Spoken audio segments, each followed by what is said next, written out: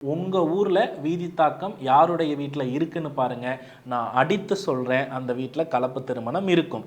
அந்த வீட்டில் ஆண்மகனை விட அந்த வீட்டுடைய பெண்ணுக்கு வயது அதிகமாக இருக்கும். அல்லது பெண் திருமணமாக இருக்குதுன்னா அந்த வீட்டிற்கு வந்திருக்கக்கூடிய மருமகன் கண்டிப்பாக பொது வாழ்க்கையில் இருப்பார். ஆனால் அவருடைய வாழ்க்கையில் இந்த வீட்டோடு ஒத்தே போக மாட்டாங்க. அதே மாதிரி பாரம்பரிய தொழில் ஏதாவது ஒன்று இருக்கும், இல்லை அரசியலில் தொடர்பு அந்த குடும்பத்துக்கு இருக்கும்.